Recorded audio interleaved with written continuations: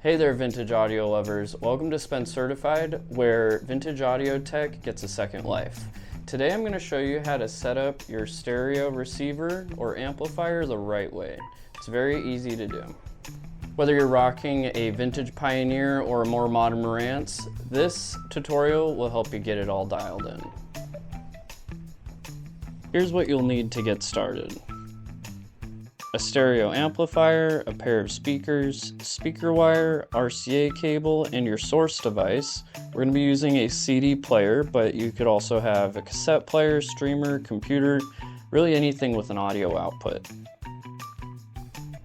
Let's start with the speakers.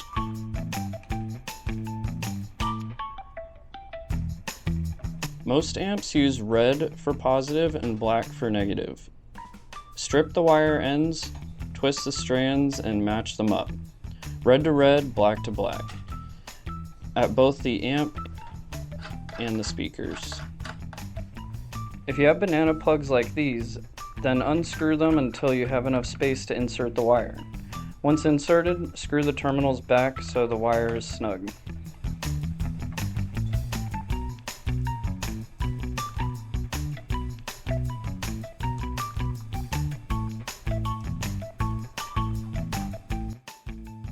These are bi-wireable, which means they have two pairs of terminals.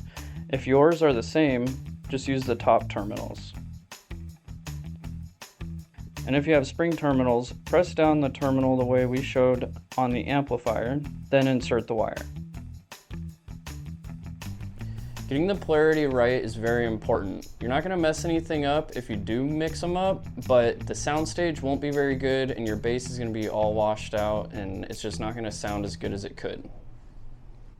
Now connect your source. Connect the RCA cable to the input on your amp. This is usually labeled aux, CD, or tuner. Then plug the cable into the output on your device. If you're using a turntable, be sure to check out our video on how to hook one up properly, especially if it doesn't have a built-in preamp. Now let's talk about tuners because this trips up a lot of people. A receiver is an amplifier with a built-in radio tuner. If your amp has a tuner dial and an antenna jack on the back, that's a receiver. An integrated amplifier, on the other hand, combines a preamp and a power amp but has no radio tuner built in. So if you want to pick up FM or AM, you'll have to connect an external tuner. And don't forget to connect an antenna because if you don't, you probably won't get any stations coming in, as most tuners do require an antenna just to pick up anything. Whether you're tuning into FM, AM, or even shortwave, a good tuner adds some serious old school flavor to your setup. Here's a close-up of the backs with everything hooked up.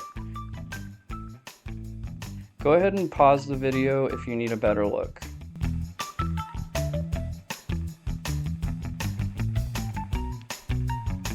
Now power it all up, but make sure the volume is turned down first. Select your input, then bring the volume up slowly. You should hear clean, even sound from both speakers. If something's off, double check your wiring and input connections.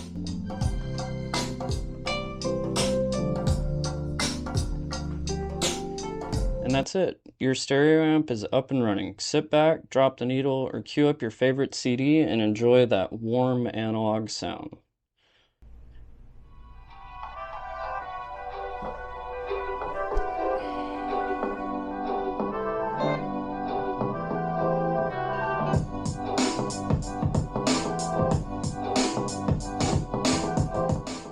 If you need gear, accessories, or expert help, we've got you covered.